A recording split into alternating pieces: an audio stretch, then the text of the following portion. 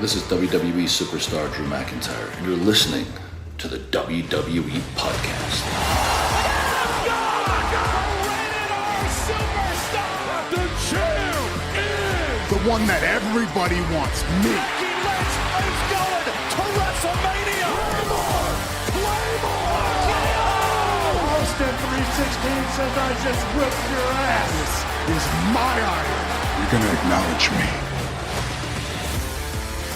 Hey guys, welcome to the WWE Podcast. Time to talk about the Monday Night Raw review here as we are about a week away from the event here in Scotland, Clash at the Castle, and even on Monday Night Raw we had a couple of stars talk about Money in the Bank. I believe it was Jey Uso and Lyra Valkyria who both spoke about Money in the Bank and what their next goals are. So I wouldn't anticipate that either of them are going to do much at the next PLE, and they're going to kind of frog leap it and go to the next PLE that they're setting their sights on. And I think that's a good idea. You know, as we look to Clash at the Castle, there's not really a ton of new rivalries, a few, but most of it is when all is said and done, rather, when we look up and down the card, it's going to be a lot of repeat matches. And to me, you know, I look at this event, it's going to be crazy. You know, there's going to be dueling chants. There's going to be all these things that like it was in Lyon, France, which I have very conflicting feelings about. But I think this is really, to me, the last of the WrestleMania leftovers. I know we're not in WrestleMania season anymore, but after you get a couple of PLEs past Mania, things start to get reset. Not in preparation for next year's WrestleMania, but more of just starting to look ahead to what could happen for SummerSlam. And that's how I kind of view this event. This is kind of the last of the leftovers of the programs from WrestleMania, and starting with Money in the Bank, I think we're really going to start to see some new rivalries, new matchups, and big progress in stories. Not that we haven't got a lot of progress, but it feels kind of like WWE's been in a lull. Still producing, honestly, I think really good content, given that they don't have a ton of major star power, given prior to WrestleMania how many stars they had at their disposal. I mean, take a look at SmackDown. Remember SmackDown before WrestleMania? I mean, I'm pretty sure there was a SmackDown that The Rock and Roman and the Bloodline took up about 45 minutes to an hour of the show. I mean, they were literally half of SmackDown at one point. And now we are just waiting in the wings, and it's a good time, not just because we're waiting for those stars to return, and they will in the next few months, but more of just giving new talent a chance. This is the time for new talent to really give themselves an opportunity, or rather take advantage of the opportunities that they're given. Bron Breakker is a breakout star, no pun intended, right? You look at him, Lyra Valkyria, as I just mentioned, has gotten some airtime. Alba Fire and Isla Dawn, recently, just on this past Monday Night Raw, are getting a chance to make a name for themselves and get into the tag team title picture for the women, among others. So this is a time, and yes, we have the Wyatt family, or whatever they're going to be known as, with Bo Dallas or Uncle Howdy, whatever the weird formation that's going to be is coming soon too, with new stars presumably. So, that is also a good thing. You know, while it isn't exactly loaded with star power and headline news, we're getting really good quality wrestling. I think, from bell to bell. We're seeing some progress in stories. We're seeing stars that have been, in recent years, kind of pushed to the side, really rise up, like Liv Morgan. We're seeing older stars being phased out and take breaks, like Seth Rollins, like Becky Lynch. You know, we're seeing stars, of course, waiting in the wings to come back. But this is the time, if you're a new star, to really make a name for yourself, because you don't have the overshadowing big star that everyone's waiting to see, and they don't care what you're doing. They just want to see what's going on with the main story. So it's a good time to really assess where the newer stars are. And it's for a lot of people, not the best or most fun process, because everyone wants the big stars now. But there's an infancy stage of stardom, and as they continue to grow and continue to mature and continue to find out who they are and what works, what doesn't, it's not going to be a fun process the whole time. You're going to see some bad stuff. You're going to see some good stuff. You're going to see some in-between stuff. So I know I'm saying a whole bunch without saying a whole lot. My point is, this is a kind of a transitional time for WWE as we phase out completely of last year's programs and we now get into the new programs where we can talk about SummerSlam a little bit. Obviously, Money in the Bank was even mentioned on Raw, and now we can even project out to WrestleMania if we want. We can start having a little fun. So, all right. Well, thank you, everybody, for joining me here on the WWE Podcast. I appreciate it. I was supposed to have a co-host, but you guessed it. My own... my daughter is not feeling well, and the schedule is just impossible. Unless you guys want to hear screaming kids in the background, I don't think you do. And I don't blame you, obviously. So it's tough. It's tough lately, I have to say. So, but welcome to some new patrons here. Let's see. Isaac recently became a member of the NXT level, so thank you, Isaac. We've got Logan McFadden, who recently joined us, so thank you, Logan. Bobby Beal, welcome to the NXT level. And Logan Drake, also welcome to the WWE Podcast family. Hope you enjoy all of your ad-free content over at WWEpodcast.com and Patreon.com/WWE Podcast. Patreon's a great way to go, guys. If you want to get rid of all the ads you hear throughout the show, no better place. All right. So from Hershey, Pennsylvania, I thought the crowd was actually really, really good. I think they declared it a sellout. It felt like a sellout. It looked like a sellout. So I don't know if it was camera tricks or if I'm making it up, but I'm pretty sure it was advertised as a sellout. So shame on you, Albany. We did not contribute to the sellout label or achievement. So we bring great shame to the wrestling community here in Albany for the SmackDown that just came through. So again, we continue to be a mediocre crowd for wrestling, I have to say. All right. Well, if you hear me drinking throughout the show, I will do my best to not, let you hear me drink, because I know it's annoying. But I have to say one thing about a recent drink that I have really gotten into, non-alcoholic, although I do have a lot of alcoholic things I like. I really thought I hated sparkling water. Maybe it's tonic water I hate, but if you guys drink bubbly, the sparkled water. I mean, it's got all different flavors: raspberry, it's got lime, it's got strawberry, it's got coconut, pineapple, all these different combinations. I mean, I'm going through like 3 cans a day, sometimes 4. I mean, there's no calories, but it's a lot of carbonation, and I don't know what it is. Like lately, I've just been obsessed with them. If they're not a sponsor of the show, but I'm a big fan of bubbly. If you like non-alcoholic sparkling water, there you go. Great non-alcoholic drink for the summer. All right, there's your advertisement, bubbly for free. Well, anyway, let's get into Monday Night Raw here. It was emanated from, as I said, Hershey, Pennsylvania, and a lot of good wrestling here. But we got highlights of Liv Morgan beating Becky Lynch for the women's world title, and then the follow-up match that happened at last week's Raw with the cage match that ended with, yes, Liv retaining, but the bigger story was Liv kissing Dom. Liv comes out, though, and Morgan said that the revenge tour is never as sweet once you finally get it, but that's not the case for her. She boasted that she took out Rhea and became the new champion. Morgan claimed that she put Becky Lynch into an early retirement, and Morgan said the cherry on top of it all was kissing Dom. And she talked about how the video footage of that had over 40 million views in less than 24 hours, which is pretty wild when you think about it. And given that Liv and Dom aren't exactly, household names, that's a hell of a lot of viewership. So kudos to WWE and both of them for achieving that number. That's pretty impressive. Dom came out pretty quickly, though, and seeing his arm in a sling is so much. I mean, I know he's selling it a little bit, but also he's injured in real life, and his mustache is brilliant. His hair is brilliant.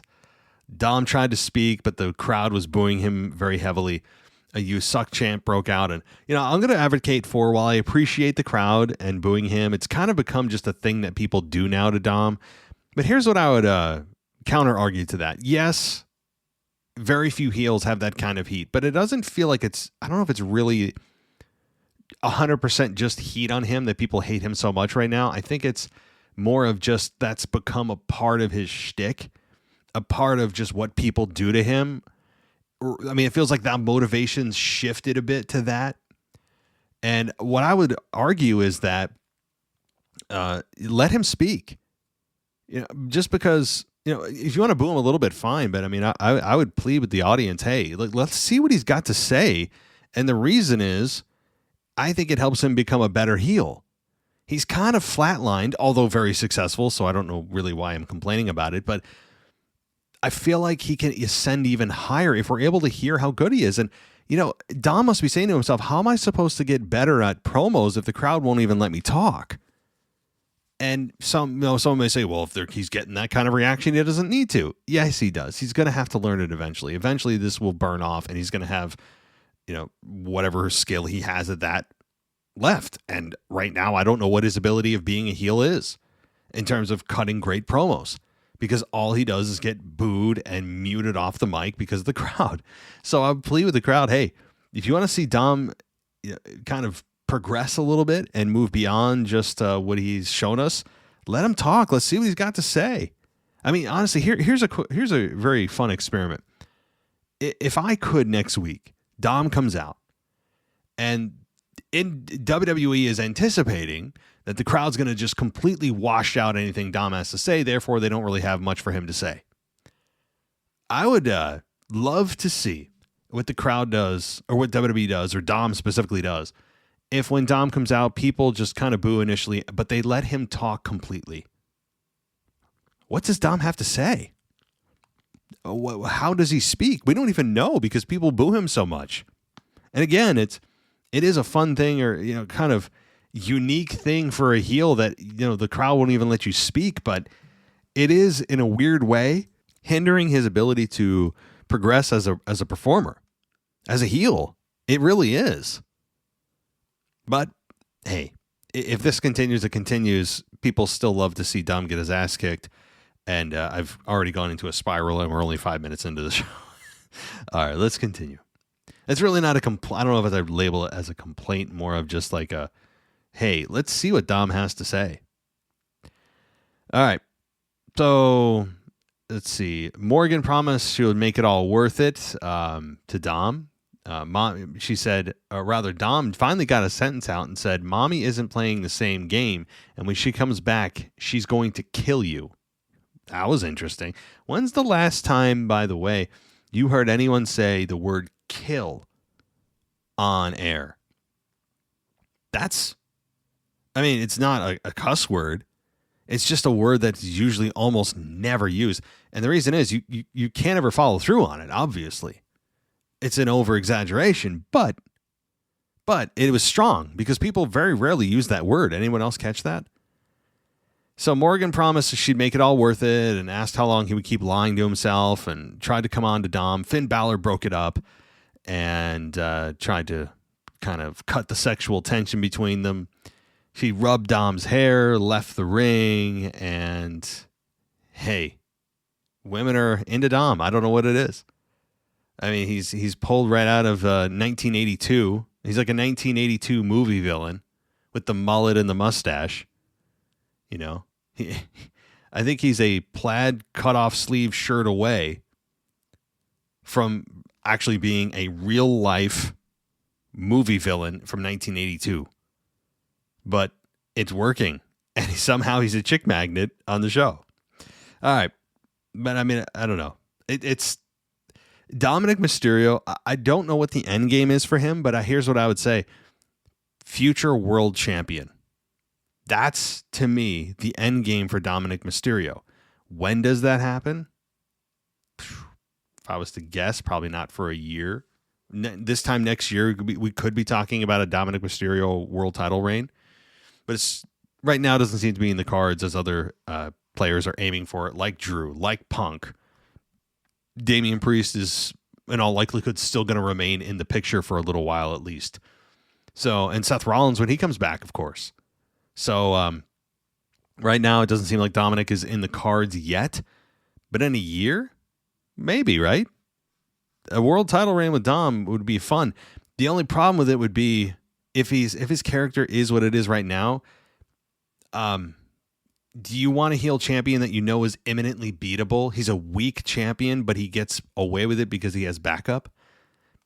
Or do you want a strong champion that he's actually a threat to beat the baby faces straight out?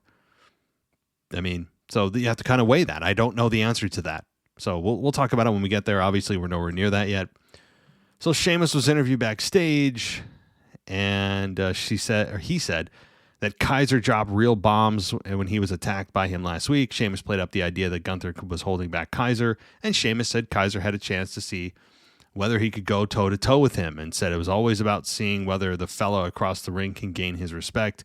And Sheamus said the way to do it is to put on banger after banger. Well, is that really the way? Is the way to have a good match? This is something, here he goes again. But I love Sheamus. I really do. I think he is one of the unsung heroes of the company in the last 10 years. Or more, really, he's been around for longer than that, obviously. He is a guy that works stiff. He feels like an authentic badass. You feel like they never really got truly everything they could out of him. I think the issue I take with this is not specifically Sheamus. It's more of the kind of a running theme through a lot of promos is we put on a great match. We had a banger after banger in Sheamus's case. We tore the house down. We stole the show. I don't like that stuff because that should be stuff for fans to talk about or even announcers to talk about. It shouldn't be what the wrestlers themselves talk about. And you may say, why? Well, the goal of the wrestlers, as we're supposed to believe, is to win matches. So if your goal, you're telling me, and what you're telling me is the way to gain respect is to put on a banger after banger or have a historic match or steal the show, well, then your goal is kind of in contrast with what we're supposed to believe that you're in the match for. Right? If you're in there to just perform and put on a good match, that's a byproduct of a match. It shouldn't be what you tell us the goal is, because then it kind of skews what wrestling is. Right? We're supposed to and want to believe that you're there to win the damn thing. And if you happen to have an awesome match, well, then that's secondary. Again, that's byproduct. It's just something that occurs in the pursuit of trying to win the match. I've always had an issue with that. It's not specific to Sheamus. I mean, oh my God, how many times Sasha Banks talked about making history and all this crap. Again, I understand making history is important, but it shouldn't be what the wrestlers are focused on or even sometimes knows. It should be something for the announcers to talk about, even the GMs if they want to talk about it. Just something that I've been annoyed with for quite a while, just generally across professional wrestling. But all right, Sheamus versus Ludwig Kaiser then happened. And it's a fairly long match here. Ludwig Kaiser beats Sheamus. How did it happen? Well, here. Sheamus sent Kaiser over the top, then hit him with the 10 beats, plus 3. Sheamus put Kaiser on his shoulders and climbed to the middle rope, but Kaiser slipped away and kicked the back of his bad leg. Kaiser rolled up Sheamus and got the 3 count, so the dreaded roll-up returns. And I actually have no issue with this. None. Kaiser has recently rid himself of Giovanni Vinci. He is now the right-hand man, so to speak, of Gunther. They seem to be positioning him for a singles breakout career at some point. And it makes sense. I mean, Sheamus, like Randy Orton, is Teflon. There's not anything you can really do to hurt this person. There's not really anything you can do. So Kaiser needs the victory infinitely more than Sheamus does, and it makes sense that Kaiser gets the victory because you're trying to build on something with him right now. Even if it is in a roll-up way, I don't care. Kaiser needs victories after how many times you saw him lose, especially with Vinci by his side. So Kaiser does actually need victories. I liked it. All right, we're getting more QR code flashes. Fine. I'm ready to just get the reveal. I mean, please, can we get the reveal? Who is it? How many? Is it 6 Wyatt fan? Is it 6 Wyatt members? Is it Uncle Howdy? I mean, is it Alexa Bliss? I mean, who knows? Can we just get to it? I'm ready. Anyway, let's see. We got a whole bunch of Dominick and Priest in the back, and take care of it. And we run Monday Night Raw. And what's the issue? And I don't want to hear about it. And Carlito constantly trying to make good with the Judgment Day. And so anyway, we get Dragon Lee making his entrance, and we get him versus Finn Balor. And this match lasted 8.5 minutes with Finn Balor beating Dragon Lee. And this ended with Balor going after Lee, who pushed him back to the mat and then dove onto Carlito. Yes, he was at ringside.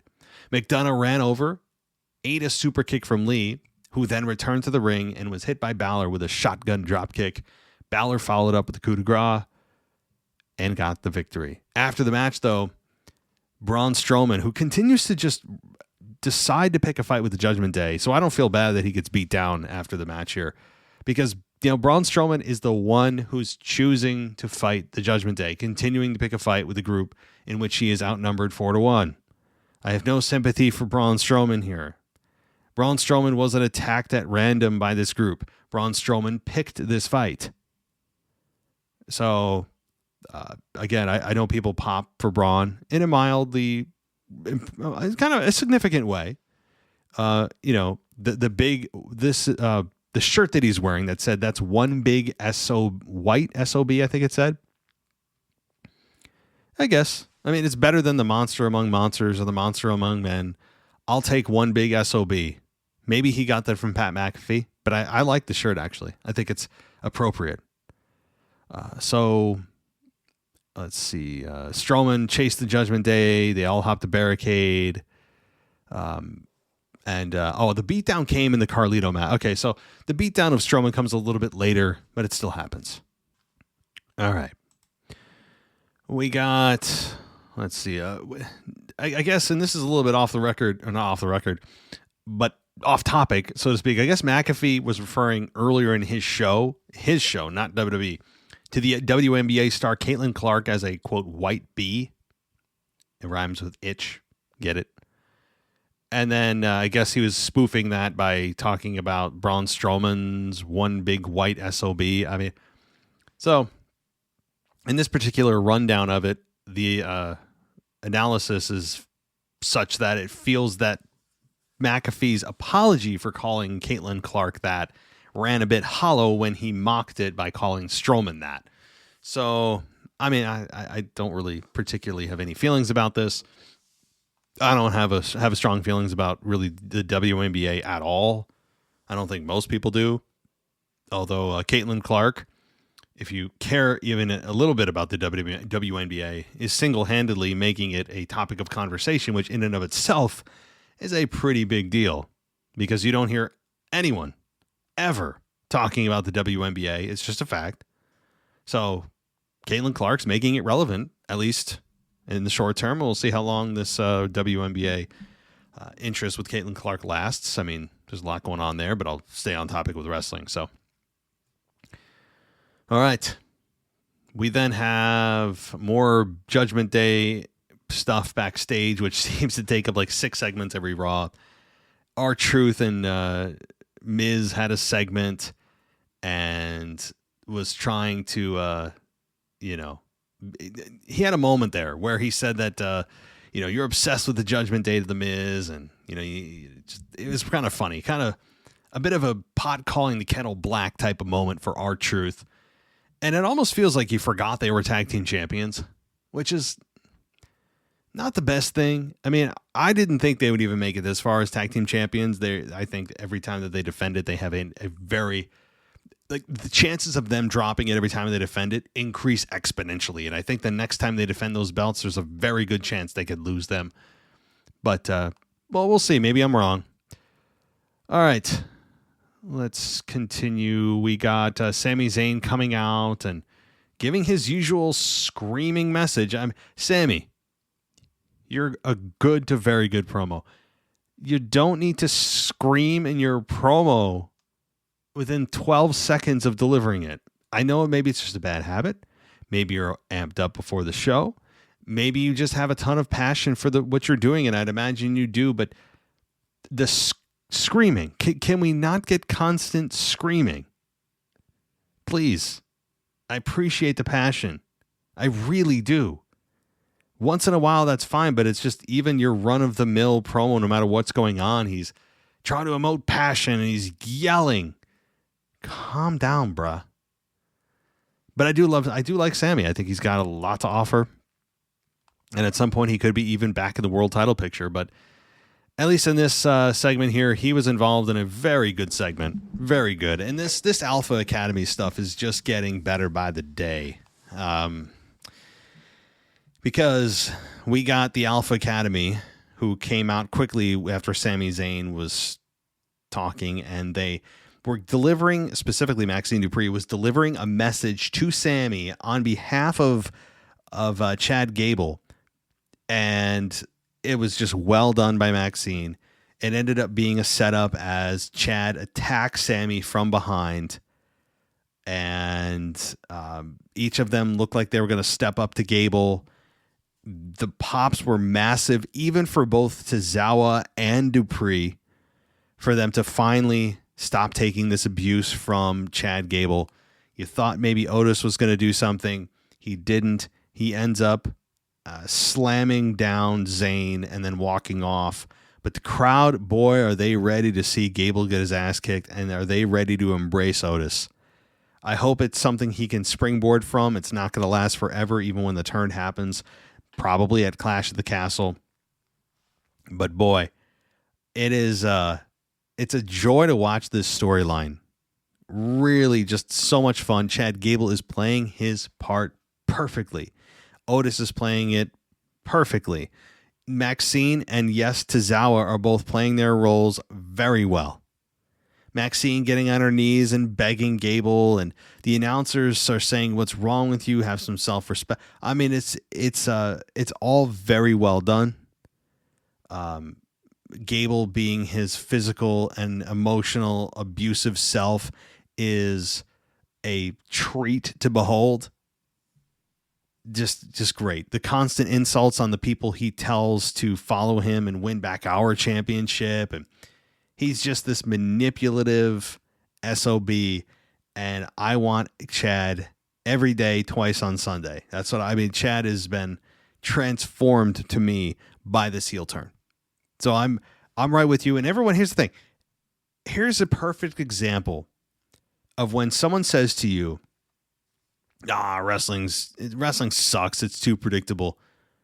Here's a perfect example of, yes, we know Otis is eventually, and Dupree and Tozawa, but more specifically Otis, are eventually going to snap on Chad Gable. They're eventually going to beat his ass. Yes, we 100% know this, without a doubt. But are you being, like, you feel that this eventual payoff is being deterred because it's predictable? No, it's not. So that's what I would say to someone who says, "Oh, predictability sucks. Wrestling's always predictable." Well, no, it's not always. There's a lot of moments I could point to that there's no way in hell that you would have guessed would have happened in the last 6 to 12 months. But also, it's a perfect example of, yes, we all know this is coming, but you still want it. And the predictability factor doesn't factor in because you just want to see it. So, all right. We then have, let's see here, more Gable backstage with his Alpha Academy, with his pupils, and he was praising them and said Otis is still his number one guy, and just manipulative stuff. I love it. All right, Bron Breakker versus Ricochet was up next. Bron Breakker beats Ricochet in 8 minutes, so I'm glad that this wasn't 2 minutes. I think Ricochet, for all of the things I don't like about him on a personal level, I think his character deserves more than 2 minutes of a squash. He's got an out that he has injured ribs, but still, Bron Breakker's the guy they're clearly going with here. He is an obvious monster. I also like the announcers giving a lot of resume points about Breakker, if you didn't know that, where he unified the NXT title. He had a wrestling career, a collegiate football career. They even said, was he in the NFL too? I think they briefly brought that up. So Bron Breakker is a legitimate athlete that I think adds to his credentials, adds to his credibility. And I really enjoyed that because I honestly didn't know that stuff. And I would venture to guess that a significant portion of the audience listening didn't either. And it's very helpful. So I appreciate those things. They're small. They may seem insignificant, but for someone that you don't know very well, any information is helpful, especially when you're trying to put over a guy. All right. Kiana James versus Natalya, where Kiana James beats Natalya in 2 minutes and 55 seconds. It was finished when Kiana James kicked out of the sharpshooter and hit her 401k finish and got the victory. Fine. Again, Natalya, just like Ricochet, just like Dolph Ziggler before him, are the gatekeepers for a lot of new talent coming up.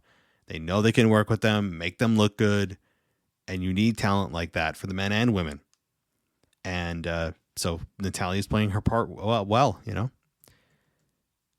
All right, Karrion Kross actually had a segment here. He interrupted the New Day and said the power of positivity is dead, and Kingston assumed Kross meant that it didn't hit the way it once did, and Kingston said that he and Woods and his boys would find out tonight. Kross stopped Woods and said he wouldn't have to follow Kingston anymore after tonight. And then Braun Strowman comes out, and we get Braun Strowman versus Carlito. Squash. Braun beats Carlito in a minute and a half. And this is where the beatdown happens. Balor and McDonough come down. Braun Strowman's still fighting them off. He's able to still fight off a number of guys. The numbers do eventually catch up with him, though, as he is left laying after McDonough hits Strowman with several chair shots, and Braun Strowman finally goes down. So that was good to see. Braun Strowman finally gets what really he has coming to him. I mean, the fact that Braun Strowman's the one that picked the fight, and then, again, as I said 10 minutes ago, gets beat down for it. I mean, I don't have any sympathy for the character. I never connected with the character, as you guys know, if you listen to the show. Not a big Braun Strowman fan, but I understand the appeal. So Braun Strowman gets exactly what he deserves. He really does. Despite the fact that Judgment Day is a heel group, they were absolutely justified in beating him down. So, all right. We got a few shots of the women's tag team champions of Bianca Belair and Jade Cargill. They're always shown backstage and wearing sunglasses, and Bianca's constantly twirling her hair everywhere she goes because that's just what she does, because she's 37 and we twirl our hair. But they do look good together. They feel like they belong. Obviously, they seem to be gelling very well together. And I mean, I have nothing bad to say about them in ring. Jade continues to improve. Is she as good as Bianca? Hell no. Bianca may be arguably the single best performer that WWE has for the women. She's really that good. All the slights that I give her about her hair twirling and immaturity that she shows on the mic sometimes and her entrance, all that is just superficial stuff. It's annoying, and I still would change it. But it all comes down to, can you deal? Can you deal? And can you deliver when you get in the ring and the bell rings? Yes. And Bianca does. For Jade, it's still a work in progress. And they end up, taking on Shayna Baszler and Zoe Stark. And it's actually for the women's tag team titles. So they were on the line. And Belair hit Stark with a KOD, but as she was about to get the victory, Isla Dawn and Alba Fire ran in and attacked Belair. So this ended in a no contest. And Belair and Jade fought off Shayna Baszler and Zoe Stark to an apparent, I just said that. Cargill tried to help her partner. She was quickly outnumbered and left them laying. So, I don't know. So, here's the thing. I want to take the women's tag team titles seriously. I have been trying for a couple of years now, and every time I think I might be getting close, WWE does something to remind me, hey, come on back. We're really not going to do anything with these titles. Come on back. That's what it feels like. Come on. You really bought that? We're not going to do anything. Until they show me consistency for a year or more, that they're serious about these titles, that they actually are going to feature them in some kind of respectable way consistently, I have very little faith that they will. So, but it's around the waist or over the shoulders of two monstrous women, two women that eventually, one will turn on the other. Eventually, both of them, I think, will be in the Hall of Fame. Bianca is already. Jade might, if she, improves and shows consistency and stays with the company for 5 to 10 years. I think she's a Hall of Famer as well, but long way away from that. My point is, the women's tag team titles have been disrespected for so long, it's hard to take them seriously. But I think Bianca and Jade will do a very fine job of reviving them. Jey Uso came out, and it's almost like, here's one for you. I'm probably going to insult some people. I just misspoke, right, as I do a lot throughout the show. If anyone else gets annoyed by this, when someone says, I seen something. Oh, I seen that.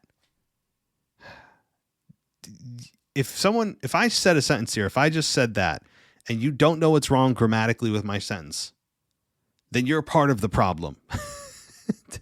I'm being a jerk, but I hear so many people throughout the day say, oh, I seen that. I seen that. Have you ever heard of the past tense?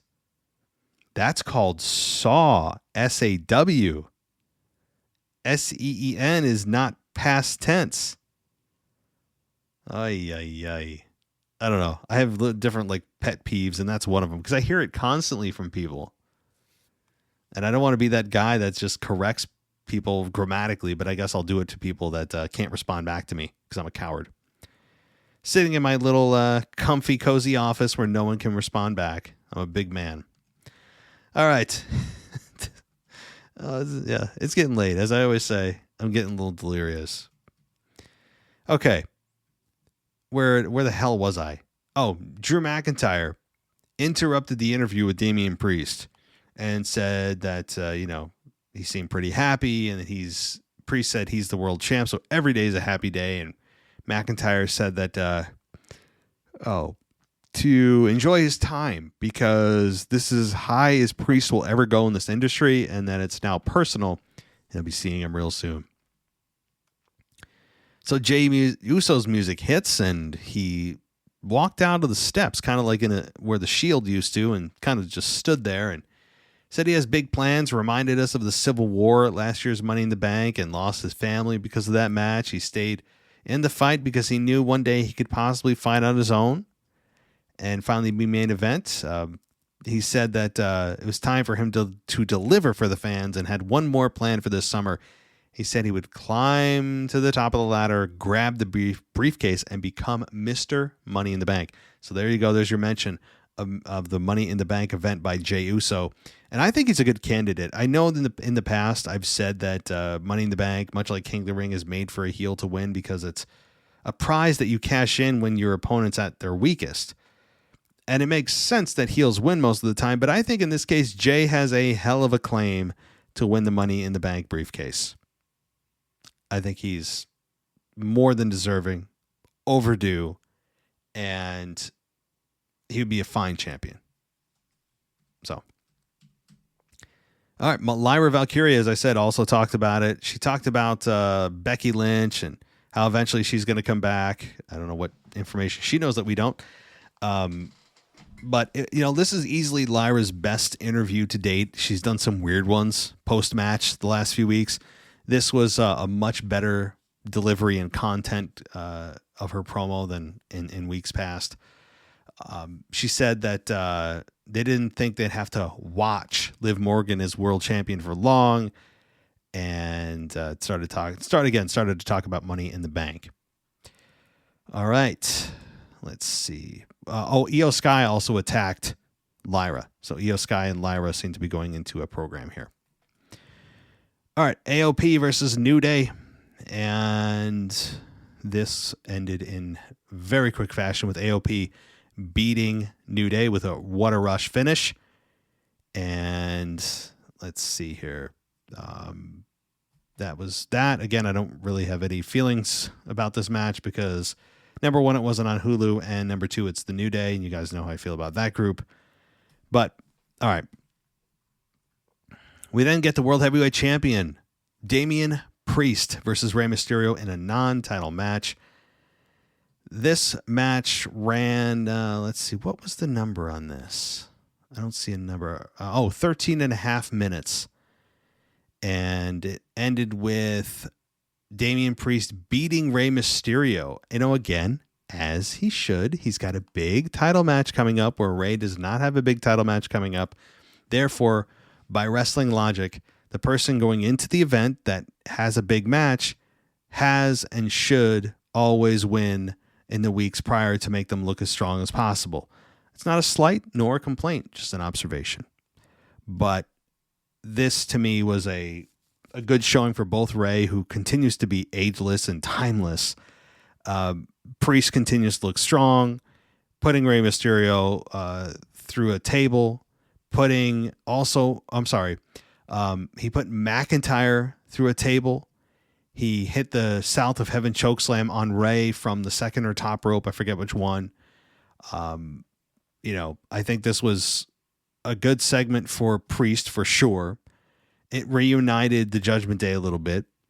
And I think for Rey Mysterio, again, what can you say about the guy?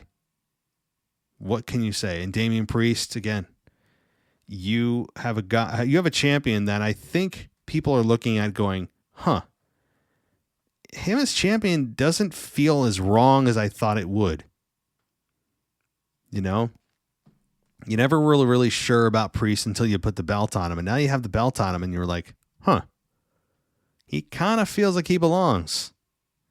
So we'll see what they do at Clash at the Castle. They may, and I still think they will pull the trigger on Drew winning, but there's a chance that they don't. So we'll see if that happens as the preview and prediction show comes your way next week. But there wasn't another post-match kiss, so that's good. We'll save that, I guess, for another time. But Liv Morgan is doing exactly what she said she was going to do, take everything from Rhea Ripley. And boy, like I said last night, does it not make you want to see and think about Rhea Ripley's return and what she'll do when Dom eventually does cave in and join Liv and they're happy-go-lucky and wham, out of nowhere, Mommy's back. And Mommy's going to be looking for answers and for blood, as she said before she left. So I'm already amped for Rhea's return, which I don't obviously have a date for, nor do I think Rhea Ripley does, nor do I think WWE does. I'm sure they have a ballpark idea, but hopefully it's before SummerSlam. Hopefully. So, well, that'll do it for the Raw review. I think this is a little shorter than normal, but I appreciate everybody who has taken the time to support the show. Give us a 5-star rating if you like us. If you hate us, hey, give me that 1 star. Why don't you go ahead and do it?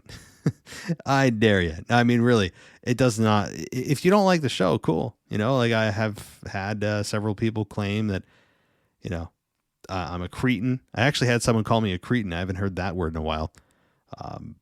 But hey, I doesn't bother me in the least, but I would appreciate a 5-star rating. Obviously those help us the most. So if you would love to do that, you can also support the show at www.podcast.com. On Apple Podcasts, you can go to the subscription and get an ad-free experience there, or your guy's favorite over at patreon.com/WWE podcast. You get access to a Discord server. So if you're a new patron on any level, you get access to the Discord server. And again, if you're a free member, you don't, because, makes sense. If I give you access, I can't really revoke it. So I don't give you access to that server, the Discord server, unless you're actually a paying member of the supporting cast over there at patreon.com. But you get access to everything ad-free. Access to the After Dark show is available on the Patreon side of things, but you have to be on the NXT Plus tier and above in order to access that at least every other week. So you can check that out at patreon.com and support us that way. You can also find us on X at wrestling_audio. We are there as well. Thanks everybody for listening. I'll be back. Maybe I'm going to turn this into a Mailbag Friday because it seems to be the better way. And the reason I've been doing it on later in the week on Fridays, I'm home on Fridays. I work from home on Fridays. I can kind of squeeze it in my schedule. So if I don't get to it tomorrow, Friday seems to be kind of maybe where I'm transitioning the mailbag to. It's not official. I didn't Adam Pierce it, but I'm kind of trending that way to have the mailbag on Fridays, but we'll see. We'll see if that happens this week. All right. Thanks so much, everybody, for listening. Take care, and I'll talk to you next time. Thanks for listening to the WWE Podcast. Don't forget to subscribe on your favorite podcast app so you don't miss a show, or head to WWEpodcast.com. And for all of these shows ad-free, head over to patreon.com/WWE Podcast. Until then, we'll see you next time.